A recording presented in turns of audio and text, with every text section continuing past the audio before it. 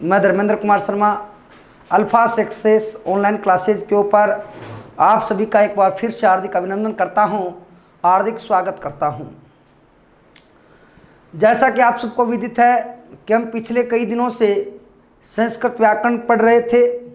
आपकी संस्कृत व्याकरण का पाठ्यक्रम पूरा हो चुका है। दो चीज़ें बची हैं, एक तो सूक्ति है और एक गद्यांश और पद्यांश में आपको समझाऊंगा कि किस प्रकार से प्रश्न बन सकते हैं। वो हम स्लाइड्स के माध्यम से तैयार करेंगे जिससे कि आपको गद्यांश में ज़्यादा समय खराब नहीं हो, पहले से तैयार किया जाए। अब हमारी जो कार्य रहेगा वो अपना शिक्षण शास्त्र का रहेगा। शिक्षण विधि का पोर्शन आपको पता है रिट के अंतर्गत बहुत ही महत्वपूर्ण है।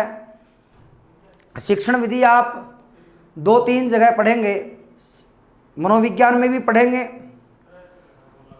हिंदी में भी पढ़ेंगे, संस्कृत में भी पढ़ेंगे। और आपका जो अपना सब्जेक्ट है, चाहे मैथ हो, चाहे साइंस हो, चाहे आपके एसएसटी हो, फर्स्ट लेवल हो, सभी में शिक्षण विधियाँ आती हैं। सारी की सारी शिक्षण विधियाँ एक दूसरे से जुड़ी हुई हैं। और अगर आपने अच्छी प्रकार से एक भी विषय में समझ लिया तो मैं ज़्यादा कुछ नहीं कहूँगा। वो भाषा के अंतर्गत हिंदी और संस्कृत की शिक्षण विधियाँ लगभग 70% एक दूसरे से मेल खाती हैं। बाकी सभी का आधार जो है, स्तंभ है, वह सभी का एक जैसा ही है। आपके शिक्षण शास्त्र के पोर्शन की अगर बात करूं मैं, तो शिक्षण शास्त्र के अंतर्गत आपके एक तो शिक्षण विधि आती है। शिक्षण विधि में प्राचीन और नवीन विधियां, उसके बाद शिक्षण विधि में विधा के अंतर्गत अपन पढ़ेंगे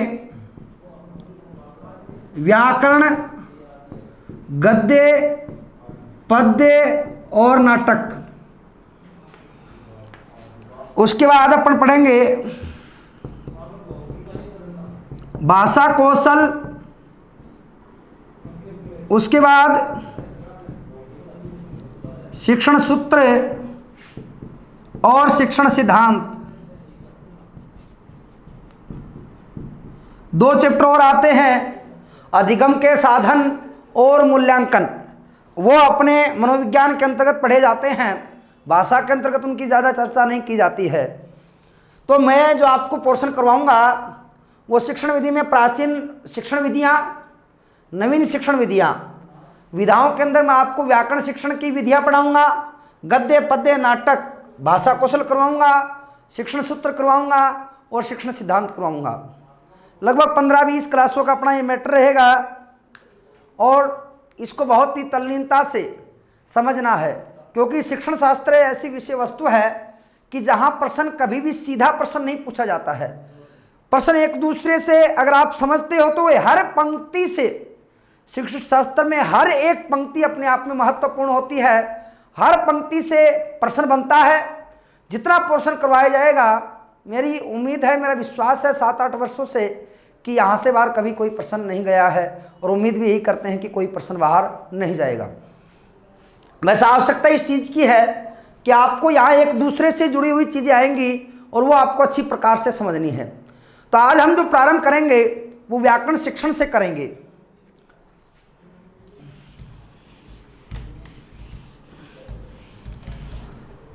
अब देखिए,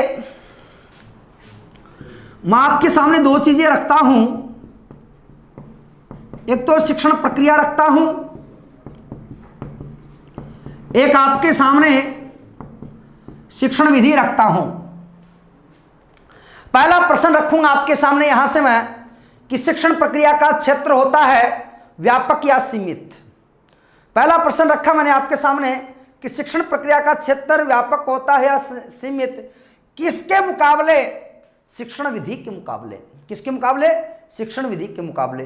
तो इसका उत्तर मैं दूं उससे पहले हमें यह समझना होगा कि शिक्षण प्रक्रिया क्या है और शिक्षण विधि क्या है। देखिए, बात करते हैं। एक विद्यालय के प्रारंभ होने से लेकर के एक विद्यालय के प्रारंभ होने से लेकर के उसके अवकाश होने के मध्य, उसके अवकाश होने के मध्य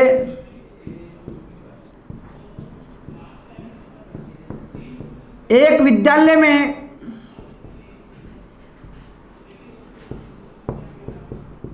जितनी भी गतिविधियां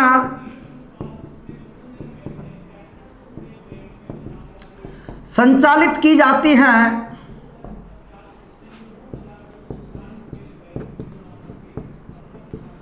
उसे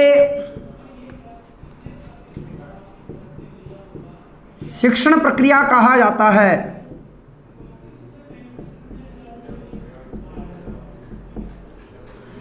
यानी एक विद्यालय के प्रारंभ होने से लेकर के उसके अवकाश होने के मध्य एक विद्यालय में जितनी भी गतिविधियां संचालित की जाती हैं उसे शिक्षण प्रक्रिया कहते हैं।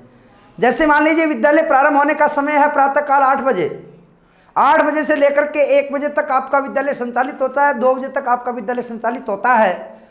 तो उस 6 घंटे के दौरान जितनी भी गतिविधियां संचालित होंगी, चाहे विद्यालय में भवन की व्यवस्था हो, चाहे छात्रों के बैठने की व्यवस्था हो, चाहे जलपान की व्यवस्था हो, चाहे विद्यालय में पुस्तकालय की व्यवस्था हो, चाहे विद्यालय में खेल के मैदान की आवश्यकता हो, और चाहे वहाँ शिक्षण व्यवस्था हो, चाहे अध्यापकों का समय पर आना, कक्षा कक्ष में समय पर जाना, ये सारी की सारी जिम्मेदारियां हैं वो किसके अंतर्गत आती हैं? शिक्षण प्रक्रिया के अंतर्गत आती हैं। मित्रों, आपको पता है शिक्षण विधि किसे कहते हैं कि एक शिक्षक के किसी कक्षा कक्ष में शिक्षण कार्य करवाने का जो तरीका होता है उसे शिक्षण विधि कहते हैं। और शिक्षण विधि में छात्रों की प्रभावित होने की संख्या शिक्षण प्रक्रिया के मुकाबले बहुत ही कम होती है। क्योंकि शिक्षण विधि क्या है? शिक्षण विधि एक कक्षा कक्ष तक सीमित है।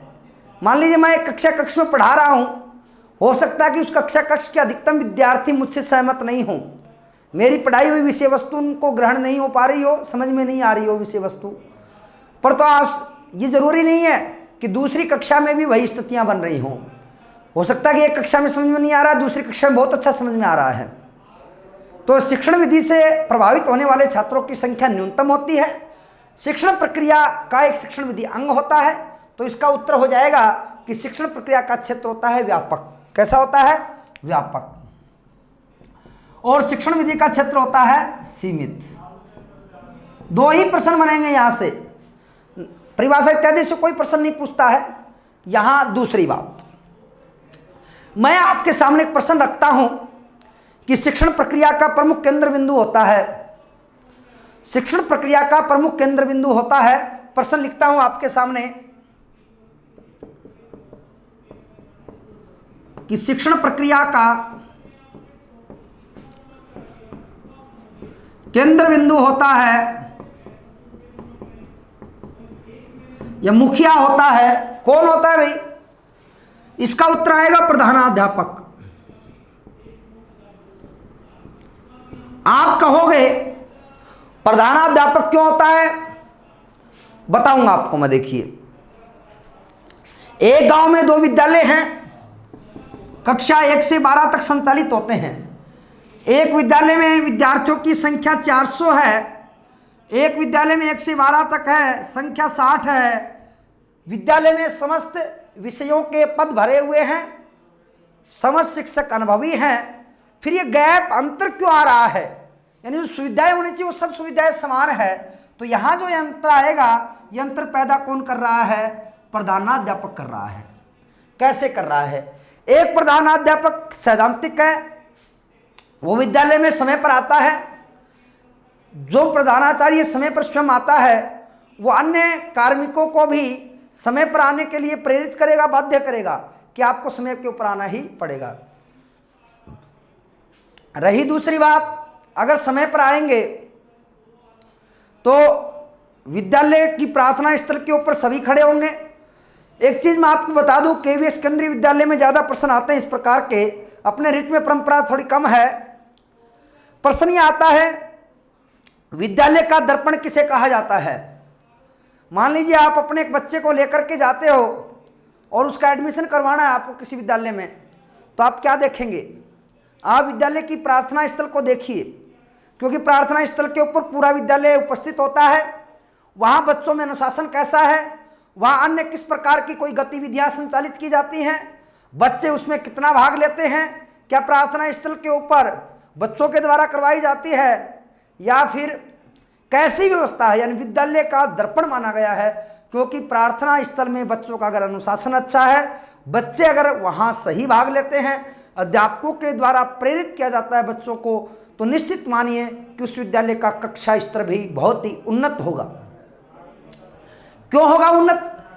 क्योंकि प्रार्थना स्थल से हमें पता चल गया कि जो विद्यार्थी अनुशासित है, जहाँ शिक्षक बच्चे का सारथी बनकर के आगे ले जाने के लिए सहयोग कर रहे हैं, बच्चों को प्रेरित कर रहे हैं, प्रेरणादायक वाक्य बताए जा रहे हैं, बच्चे रचनात्मक क्रियाओं में भाग ले रहे हैं, इसका मतलब बच्चों का वहाँ सर्वांगीण विकास हो रहा है।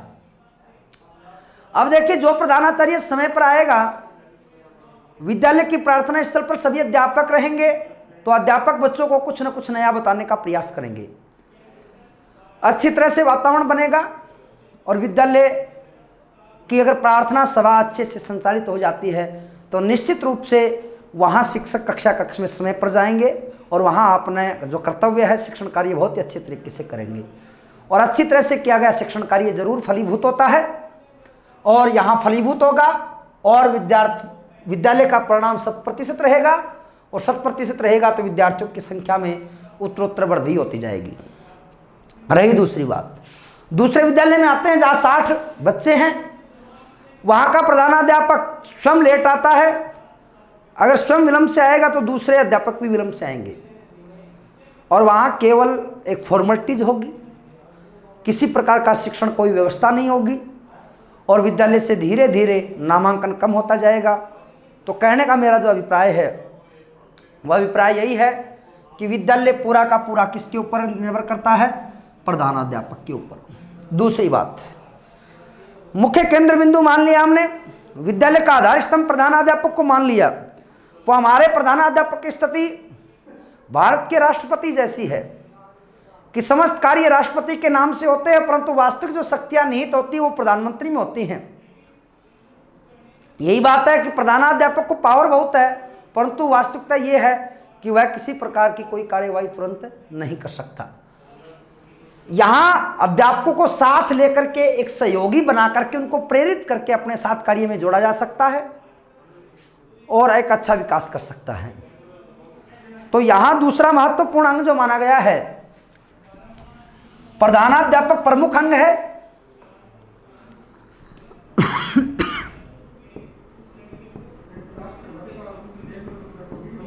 प्रमुख अंग है प्रधानाध्यापक।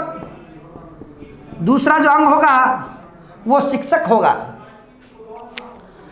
शिक्षक को सहयोगी की आवश्यकता होती है। तीसरा जो अंग होगा वो होगा शिक्षार्थी। देखिए शिक्षार्थी क्यों आवश्यक है, मैं एक छोटा सा वाक्य बताता हूं कि जब मैं विद्यार्थी जीवन में था कॉलेज में, तो मेरी इच्छा हुई कि मुझे भी प्राइवेट विद्यालय में, निजी विद्यालय में पढ़ाना चाहिए। मैं किसी विद्यालय संचालक के पास गया, वहाँ आवश्यकता थी संस्कृत के अध्यापक की। मैंने कहा कि सर मैं बहुत अच्छा विषय का ज्ञान रखता हूँ, मेरे विषय पर अच्छी पकड़ है, तो आप मुझे क्या अपने विद्यालय में आवश्यकता है, क्या नौकरी दे सकते हैं? तो उसने कहा कि कितने बच्चे लेकर के आओगे? मैंने कहा बच्चे तो है ही नहीं मेरे। कहा कि बिना बच्चों के आप विद्यालय में आओगे तो किसको पढ़ाओगे? मैंने कहा मैं पढ़ाऊंगा, मेरा काम पढ़ाना है, बच्चे लाना थोड़ी है। कहा कि बच्चे कक्ष में बैठेंगे तभी तो आप पढ़ाओगे। आप अच्छा पढ़ाते हो बुरा पढ़ाते हो वो चीज़ बाद की है, पहली बात होती है कि विद्यालय में आप छात्र कितने लेकर के आओगे। तो वहीं यहाँ इससे मैं इसलिए बता रहा हूँ कि विद्यालय में शिक्षार्थी होंगे तो ही हम पढ़ा पाएंगे। विद्यार्थी भी कैसे होने चाहिए? जागरूक होने चाहिए। जो अध्ययन के प्रति जागरूक हों वो हम सहयोग कर सकते हैं, हम उसे बार बार प्रेरित कर सकते हैं, जिससे कि वो अध्ययन के लिए क्या होंगे? प्रेरित होंगे। यानी शिक्षार्थियों की बहुत ही महत्वपूर्ण भूमिका होती है।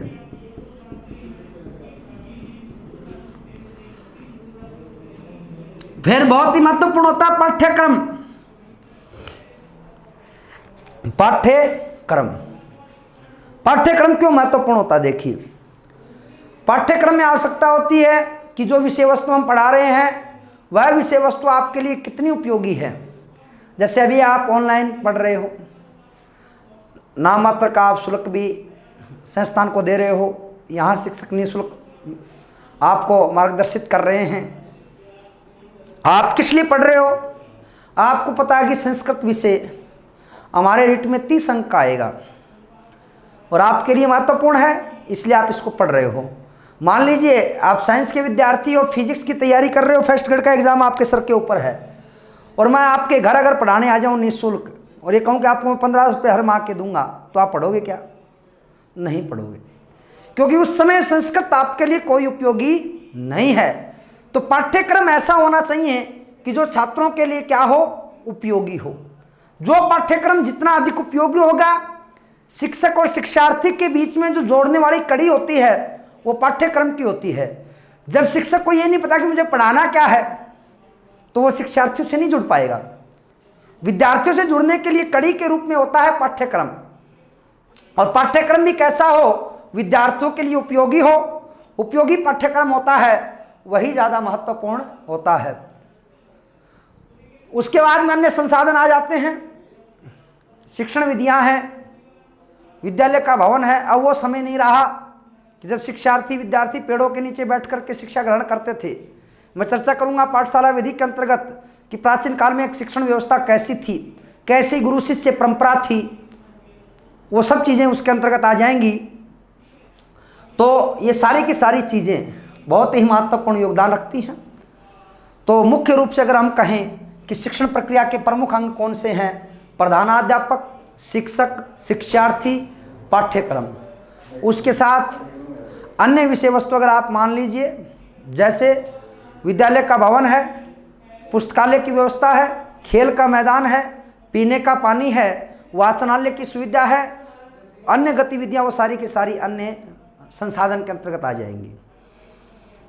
उसके बाद में शिक्षण विधि की मैंने आपको चर्चा बताई कि शिक्षण विधि किसे कहते हैं कि एक कक्षा कक्ष में शिक्षक का शिक्षण कार्य करवाने की जो भाषा शैली होती है, उस भाषा शैली को ही हम किस नाम से जानते हैं? शिक्षण विधि के नाम से जानते हैं। शिक्षण विधि के अंगों की अगर बात की जाए तो शिक्षण विधि के अंग होते हैं शिक्षक, शिक्षार्थी और पाठ्यक्रम। अब हम आपका जो शिक्षण है, व्याकरण शिक्षण, उसके ऊपर आता हूं मैं।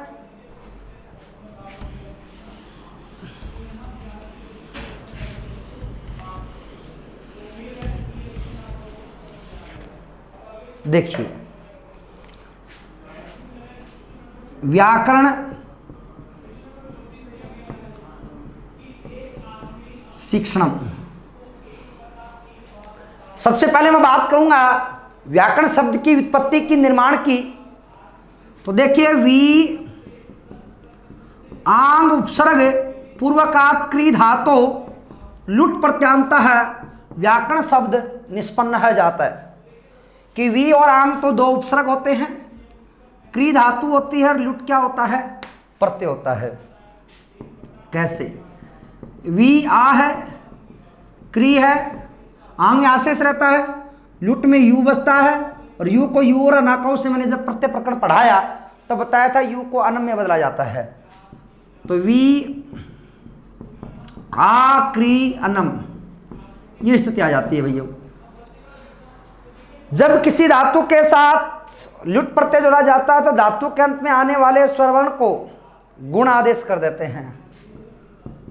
वी आ क री को बदलते हैं अर में, आ गया नम। क में आ मिला दो, र में आ मिला दो, वी आ क र, और र के बाद नया है तो न में कर्णम। यहाँ यण संधि कर दीजिए, वह आधा ई की जगह है और आ गया व्याकरणम।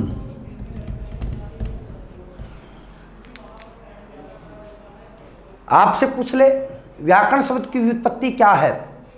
व्यांग उपसर्ग पूर्वकात क्री धातु लुट प्रत्यांत है, व्याकरण शब्द निष्पन्न है जाता है।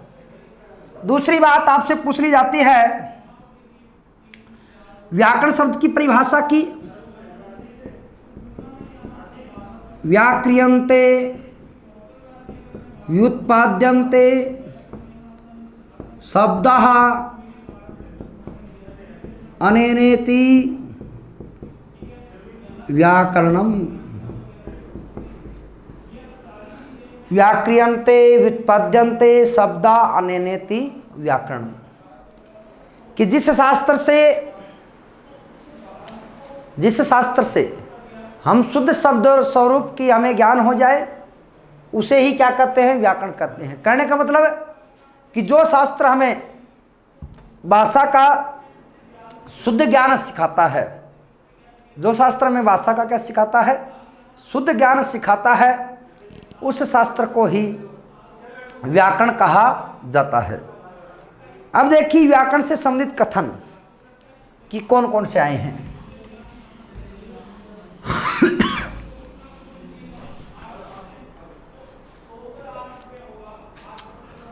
एक कथन आता मित्रों, व्याकरणम मुखम स्मृतम। व्याकरणम मुखम स्मृतम। देखिए भाई, व्याकरण को वेद पुरुष का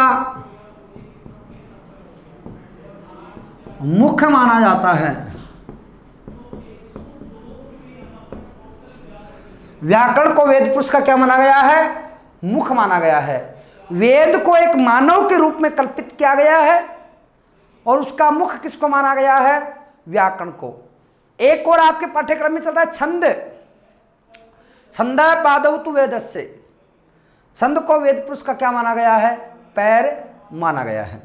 एक चीज तो ये। दूसरा कथन, महर्षि पतंजलि ने व्याकरण को शब्दानुशासन कहा है। महर्षि पतंजलि ने व्याकरण को शब्दानुशासन कहा है कि जो शास्त्र शब्दों को अनुशासित कर दे उस शास्त्र को व्याकरण कहा जाना चाहिए। कैसे मित्रों? ध्यान देना। ई और ए मिलके क्या बनेगा भैया? यह बनेगा। क्यों बता दिया हमने? व्याकरण थी। हमें पता है कि ई के बाद जब भी असमान स्वर वर्ण आ जाएगा तो ई यह में बदलेगी। निश्चित नियम है व्याकरण का, यह संधि का। अगर यह नियम नहीं होता, व्याकरण नहीं होती, तो मैं तो कहता नहीं भाई मैं तो वह बनाऊंगा, दूसरा कहता रह बनाऊंगा, तीसरा कहता लय बनाऊंगा। क्या भाषा अनुशासित होती? क्या नहीं होती। जिसके मन में आता वैसा ही बनाता। परंतु महर्षि पतंजलि ने कहा है कि व्याकरण बन गई तो शब्द क्या हो गए? अनुशासित हो गए। कई बार परीक्षा में पूछा जा चुका है कि शब्दानुशासन के नाम से किसे जाना जाता है? तो किसे जाना जाता है भैया? व्याकरण को जाना जाता है। तीसरी बात, डॉक्टर स्विट महोदय पश्चिमी विद्वान थे। अपनी भाषा में कहें तो स्विट मीठे को बोलते, डॉक्टर मीठे महोदय होता। कि डॉक्टर स्विट महोदय ने व्याकरण को भाषा का, डॉक्टर स्विट महोदय ने व्याकरण को भाषा का व्यवहारिक विश्लेषण कहा है।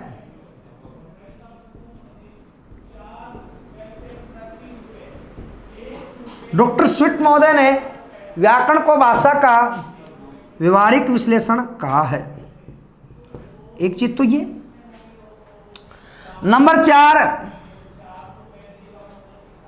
एक विद्वान हुए हैं किशोरीदास गोस्वामी। किशोरीदास गोस्वामी ने व्याकरण को भाषा का भूगोल कहा है।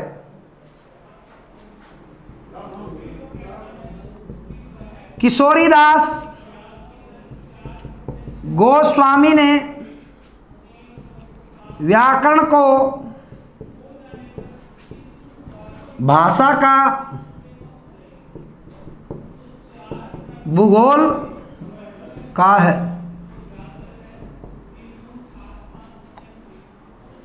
किशोरीदास गोस्वामी ने व्याकरण को भाषा का भूगोल कहा है। क्यों कहा है? भूगोल हमें क्या सिखाती है? भूगोल हमें सिखाती है कि इस पृथ्वी की संरचना किस प्रकार से बनी हुई है, इस पृथ्वी के अंदर कौन कौन सी चीज़ें समाहित है। लोहा कितना है, जल कितना है, और अन्य खनिज कितने हैं, तैलीय पदार्थ कितने हैं, कोयला कितना है। यानी भूगोल हमें इन्हीं बातों का ज्ञान करवाती है। पृथ्वी की आंतरिक संरचना के बारे में, शब्दों के आंतरिक संरचना के बारे में ज्ञान कौन करवाती है? व्याकरण करवाती है। तो इसलिए किशोरीदास गोस्वामी ने व्याकरण को भाषा का क्या कहा है? भूगोल कहा है।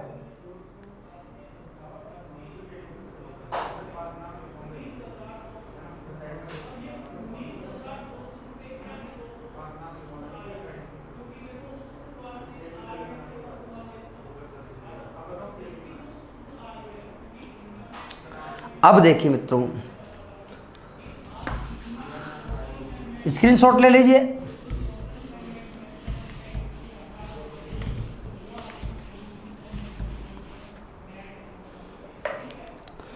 दूसरी चीज आती है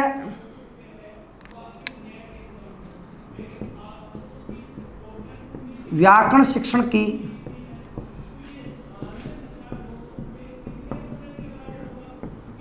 विशेषता। सीधा का सीधा प्रश्न आएगा कि संस्कृत व्याकरण की विशेषता है, क्यों पढ़ते हैं हम व्याकरण? देखिए, उद्देश्य तो बहुत सारे होते हैं, वो विशेषता एक ही होती है। और एक शब्द में अगर पूछ लिया जाए तो होगी नियम।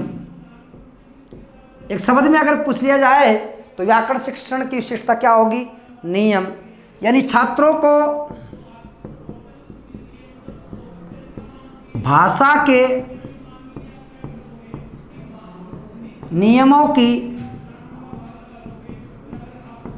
जानकारी प्रदान करना। छात्रों को भाषा के नियमों की क्या प्रदान करना? जानकारी प्रदान करना। ये तो होगी विशेषता। दूसरा है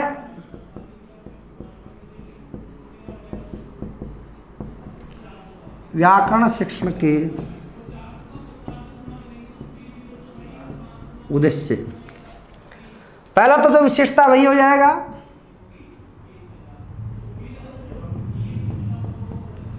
व्याकरण के नियमों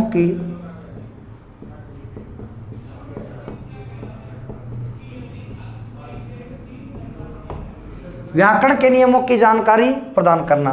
नंबर 2, छात्रों के चारों भाषा कौशलों को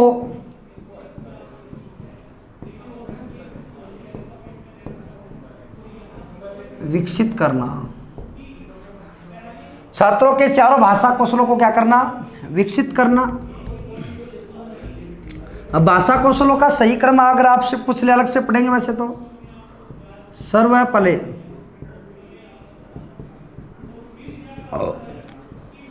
श्रवणम, वदनम,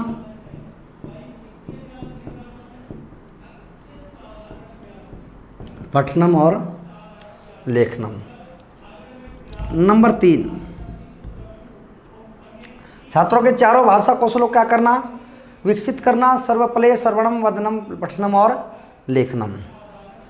नंबर 3 अगर अपन बात करें, छात्रों को शब्द रूप तथा धातु रूप का ज्ञान करवाना।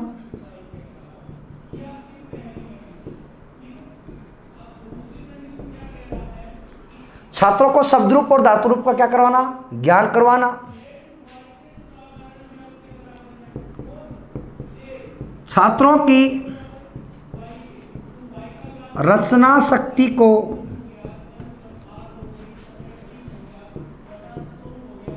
विकसित करना। छात्रों की रचना शक्ति को क्या करना? विकसित करना।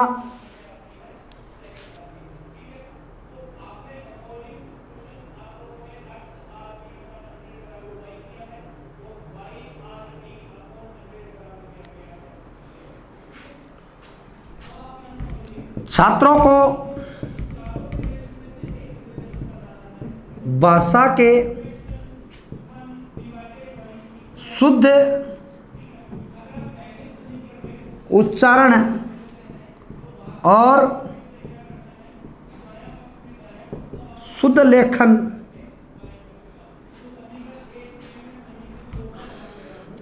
छात्रों को भाषा के शुद्ध उच्चारण और शुद्ध लेखन का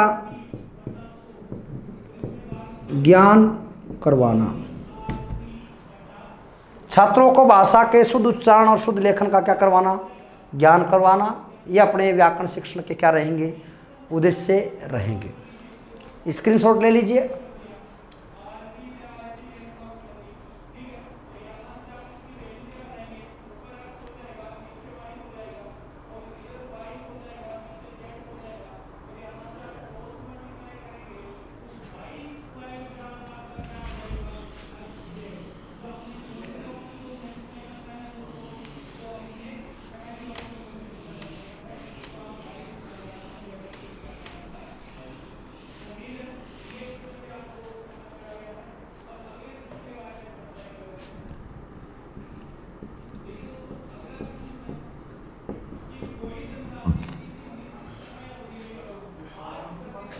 देखिए,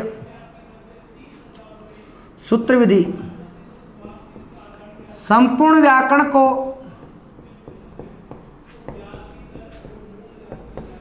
छोटे छोटे नियमों में बांध देना ही, संपूर्ण व्याकरण को छोटे छोटे नियमों में बांध देना ही सूत्र कहलाता है। संपूर्ण व्याकरण को छोटे छोटे नियमों में बांध देना ही क्या कहलाता है? सूत्र कहलाता है। और छात्रों को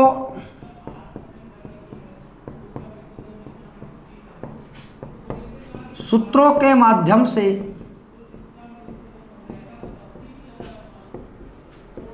व्याकरण का ज्ञान करवाना ही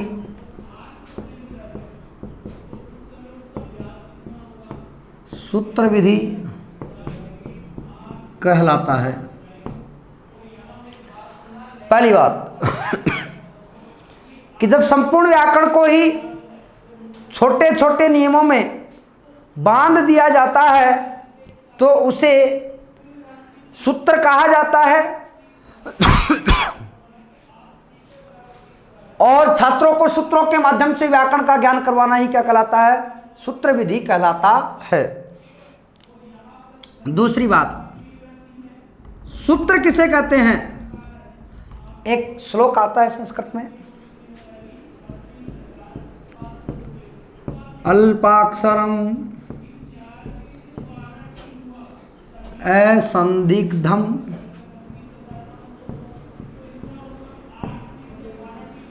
अल्पाक्षरम असंदिग्धम सारवत विश्वतोमुखम।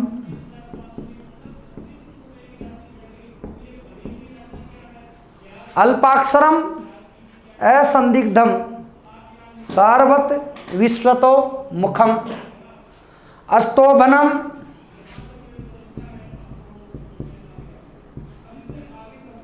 अस्तोभनम अनवद्यम च सूत्रम सूत्र विदो विदु। सूत्रम सूत्र विदो विदु।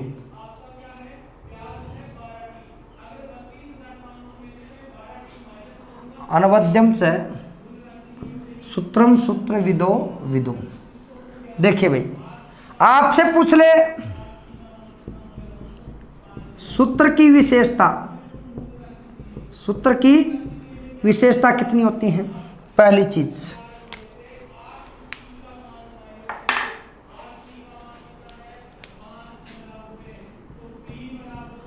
अल्पाक्षरम, यानी अल्प अक्षरों का समूह, अल्पाक्षरों का समूह, यानी कम से कम क्या होने चाहिए? वर्ण होने चाहिए। नंबर 2 असंदिग्धम, संदेह से रहित।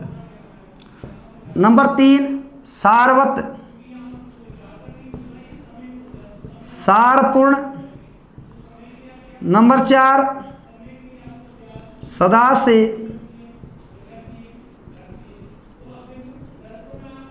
चला आने वाला। और नंबर 5 निंदा से रहित। ध्यान देना, आपसे पूछे कि एक सूत्र की कितनी विशेषताएं होती हैं, तो कितनी विशेषताएं होती हैं? 5 विशेषताएं होती हैं। 5 विशेषताएं कौन कौन सी होती हैं? कम से कम अल्प अक्षरों का समूह होगा, संदेह से रहित होगा, सारपूर्ण होगा, सदा से चलाने वाला और निंदा से रहित। ये इसकी 5 विशेषता होंगी। फिर आपसे पूछ ले कि सूत्र के भेद कितने होते हैं भाई? सूत्र के भेद देखिए,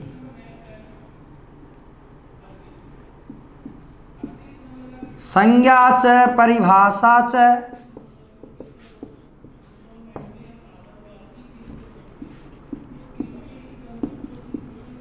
विधिर नियमेव च।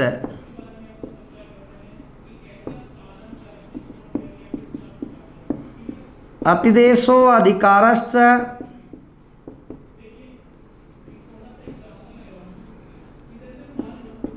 षड्विध सूत्र लक्षण।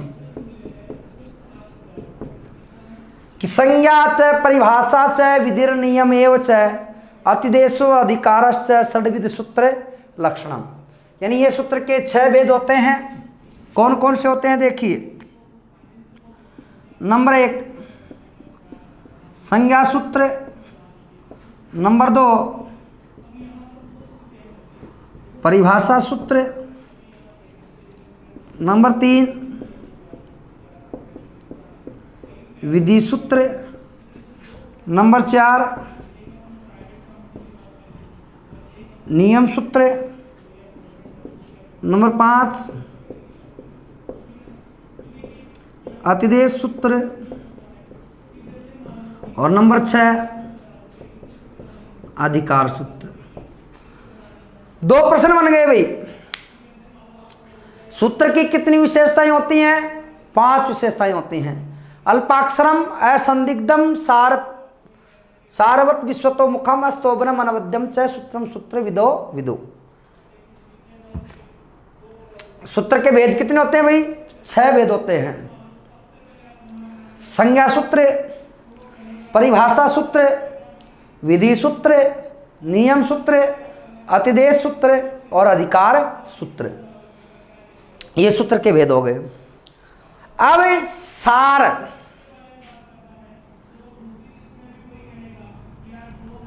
सूत्र विधि का सार क्या है? देखिए ध्यान देना, इसमें क्या होता था कि छात्र गुरुकुल में जाता था। पहली चीज तो यही है कि यह विधि संस्कृत व्याकरण की कैसी विधि है? प्राचीन विधि है। 1 नंबर संस्कृत शिक्षण की क्या है? ये प्राचीन विधि है, पहली बात। दूसरी बात, इस विधि का प्रयोग करने का तरीका क्या होता था कि एक छात्र गुरुकुल में जाता था और गुरुकुल में जाकर के वह व्याकरण की शिक्षा अर्जित करता था। तो जब गुरु के पास जाता था तो गुरु उसको जैसे पाठ्य पुस्तक लघु सिद्धांत कौमुदी दे दिया, आज के दृष्टिकोण से बात करें तो कहता था कि आप इस सभी सूत्रों को पहले कंठस्थ कर लो, कि पहले हमारी जो परंपरा थी संस्कृत व्याकरण में, वो धारणा ये थी कि कंठस्ते तु या विद्या पर हस्तगतम धनम कार्ये काले समुत्पन्ने नैसा विद्या न तद्धनम, कि कंठस्थ किया हुआ ज्ञान और जेब में रखा हुआ पैसा ही समय पड़ने पर काम आता है। दूसरे को दिया हुआ धन और पुस्तकों में रखा हुआ ज्ञान कभी भी काम नहीं आता। तो हमारे आचार्यों की धारणा थी कि पहले आप कंठस्थ कर लो, जैसे अष्टाध्यायी किसी बच्चे को दे दी, अष्टाध्यायी में 3997 के लगभग आपको पता है सूत्र है। अब बच्चा 4000 सूत्र रटता था साल 2 साल। अब बिना समझे किसी विषय वस्तु को रटना जटिल होता है कि नहीं होता? जटिल होता है। तो इसमें रटता था। और आपको पता है रटकर प्राप्त किया हुआ ज्ञान अस्थायी होता है। रटकर प्राप्त किया हुआ ज्ञान क्या होता है? अस्थायी होता है। अतः यह संस्कृत शिक्षण की उपयोगी विधि नहीं थी। देखो यहां से बनने वाले प्रश्न है कि संस्कृत व्याकरण की एक ऐसी विधि है, प्राचीन विधि है। नंबर 2, यह विधि कैसी है भाई? अमनोवैज्ञानिक है। क्योंकि मनोविज्ञान के जो सिद्धांत कहते हैं वो ये कहते हैं कि किसी भी विषय वस्तु को रटना नहीं चाहिए, क्योंकि रटकर प्राप्त किया हुआ ज्ञान होता है वह अस्थायी होता है। तीसरी बात, यह विधि अत्यधिक जटिल विधि थी। कैसी विधि थी? जटिल विधि थी। क्यों थी जटिल विधि? जटिल विधि इसीलिए थी क्योंकि इसमें विषय वस्तु को बहुत ही अधिक क्या करना पड़ता था? रटना पड़ता था। और रटना क्या होता था? जटिल होता था। इस विधि से व्यवहारिक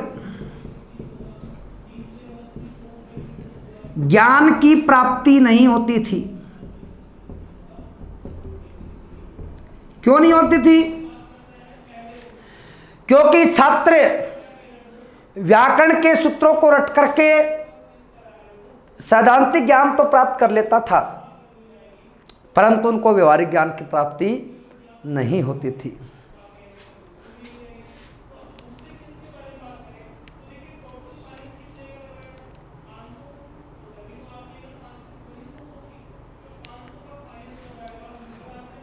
दूसरी बात देखिए, यह विधि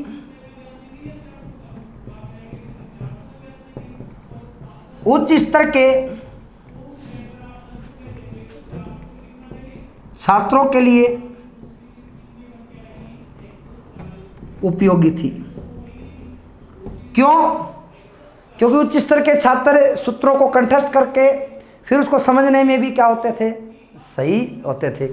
वर्तमान में इस विधि का कोई प्रयोग नहीं किया जाता है। तो ये आपकी कौन सी विधि हुई? सूत्र विधि हुई। उम्मीद करता हूँ आप सभी को समझ में आई होगी। इसका आप स्क्रीनशॉट ले लीजिए और बाकी शिक्षण उद्योग की चर्चा करेंगे हम आगामी कालांश में।